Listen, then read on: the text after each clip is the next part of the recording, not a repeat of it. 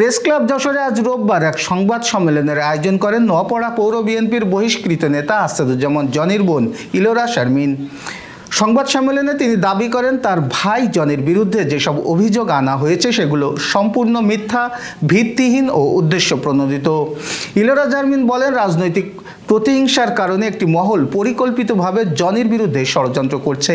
এর অংশ হিসেবে তাকে নানা অপবাদ ও অসত্য অভিযোগের মুখোমুখি করা হচ্ছে। তিনি আরও জানান, জনি দীর্ঘদিন ধরে নোয়াপাড়া মানুষের পাশে থেকে রাজনৈতিক ও সামাজিক কর্মকাণ্ডে সক্রিয় ভূমিকা পালন করেছেন, অথচ তাকে হেয় করার জন্য প্রতিনিয়ত অপপ্রচার চালানো হচ্ছে। সংবাদ সম্মেলনে তিনি সংশ্লিষ্ট কর্তৃপক্ষের কাছে এসব ভিত্তিহীন অভিযোগ থেকে আসাদুজ্জামান জনিকে মুক্ত করার আহ্বান জানান এবং সত্য উদ্ঘাটনে নিরপেক্ষ তদন্তের দাবি করেন।